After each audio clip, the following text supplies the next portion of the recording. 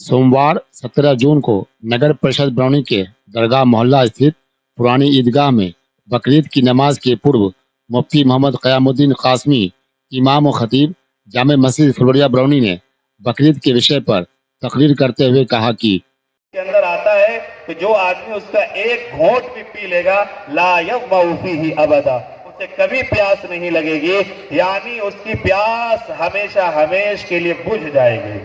ये हौज़े कौसर अल्लाह ताला ने अपने महबूब को अता किया है और हौज़े कौसर पर आप नबी अकरम जनाब मुहम्मदुर रसूलुल्लाह सल्लल्लाहु अलैहि वसल्लम के मानने वाले, आपकी इत्तिबा करने वाले, आपकी इक्तिदा करने वाले, आपकी सुन्नत पे अपनी जानों का नजराना पेश करने वाले लोग आएंगे और आप सल्लल्लाहु अलैहि वसल्लम अपनी दस्ते मुबारक से हौज़े कौसर पे जामे कौसर पिलाएंगे।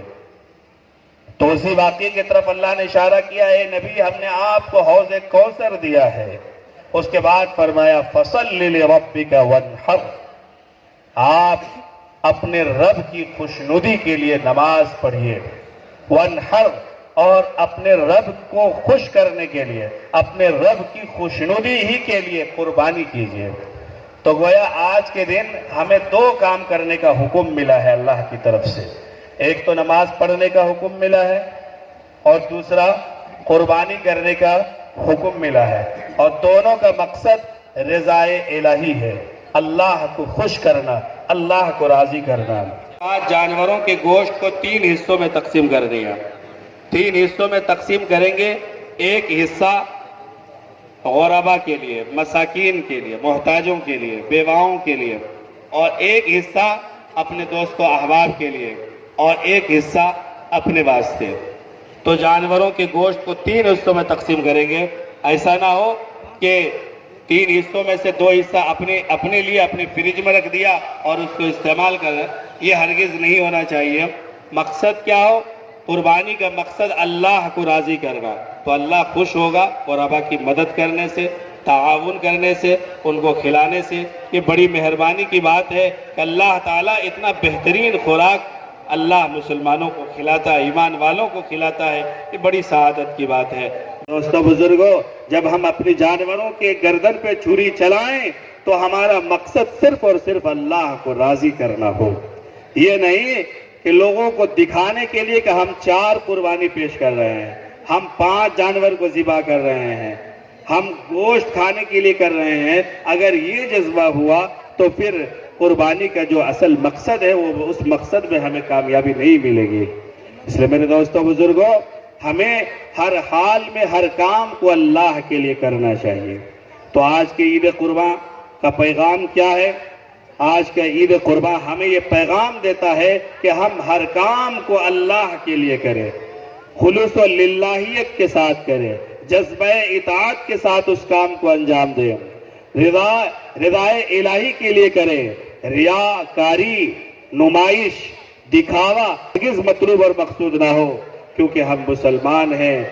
हमारा हर काम अल्लाह के लिए होना चाहिए। कुल इन्ना सलाती व नुसुकी व महयाया व ममाती लिल्लाहि रब्बिल आलमीन ला शरीका लहू व बिज़ालिका उमिरतु व अना अव्वलुल मुस्लिमीन। ए नबी, आप कह दीजिए कि मेरी नमाज, मेरी कुर्बानी, मेरा जीना, मेरा मरना सब कुछ अल्लाह रब्बुल आलमीन के लिए है। तो हर काम अल्लाह की रजा की खातिर हो। मेरे दोस्तों बुजुर्गों, जहां हम अपने जानवरों की कुर्बानी पेश करें, जानवरों की गर्दन पे छुरी चलाएं, वहीं अपने जज्बात को, अपनी अना को, अपने गुरूर को, अपने घमंड को, अपनी ताकत के नशे को, सारी चीजों पे छुरी चलाएं। क्योंकि ये कुर्बानी हमें ये भी पैगाम देता है कि हम बेबस हैं, हम आजिज हैं, हम दरमानदा हैं, हम अल्लाह के लिए हर काम को करने वाले हैं। अल्लाह की रजा है, अल्लाह का हुक्म शामिल हाल है, तो हम उस काम को करने वाले होंगे। अगर अल्लाह का मंशा नहीं है तो हम चाहेंगे भी तब भी नहीं होगा।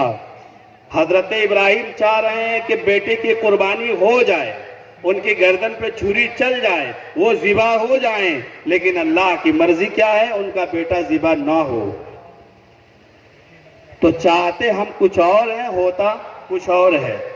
इसी का नाम कमजोरी है। हम कमजोर हैं। इस वाक़ये से इशारा मिलता है کہ ہم انسان کمزور ہیں، ناتواں ہیں.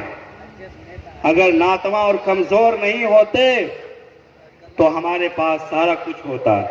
ہم آتے بھی مضبوطی کے ساتھ، لاؤ لشکر کے ساتھ، اور جاتے بھی تو لاؤ لشکر کے ساتھ، پوری طاقت کے ساتھ، پوری سلطنت کے ساتھ، پوری زام کے ساتھ، ساری چیزوں کے ساتھ ہم جاتے ہیں. لیکن ہمارے آنے کے اندر بھی یہی انداز ہوتا ہے، ہمارے جانے میں بھی یہی انداز ہوتا ہے کہ خالی آتے ہیں، خالی ہاتھ چلے جاتے ہیں.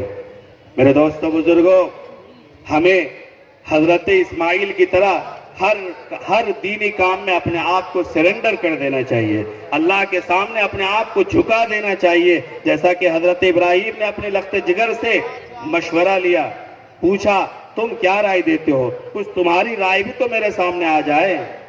کرنا تو وہی ہے جو اللہ کی مرضی ہے، لیکن قربان جائیے سیدنا حضرت اسماعیل ذبیح اللہ پر، چونکہ وہ اولاد تھی حضرت ابراہیم خلیل اللہ کی. حضرت اسماعیل نے کیا جواب دیا؟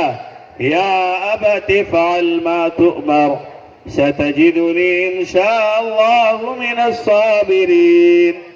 ابو جان، اس میں آپ کو کوئی ہچکنے کی ضرورت نہیں ہے، بلا تکلف آپ میری گردن پہ چھری چلائیے. اللہ کی مرضی یہی ہے تو اس کے لیے ہم ہماتن تیار ہیں، پورے طور پر ہم اس کے لیے کمر بستہ ہیں. پوری طاقت کے ساتھ ہم اپنی جان کو اللہ کے نام پہ قربان کرنے کے لیے تیار ہیں. اس میں آپ کو سوچنے کی، رائے لینے کی کوئی ضرورت نہیں ہے، اور آپ ہم کو جزا فضا کرنے والے نہیں پائیں گے. انشاءاللہ آپ ہم کو صابر و شاکر ہی پائیں گے.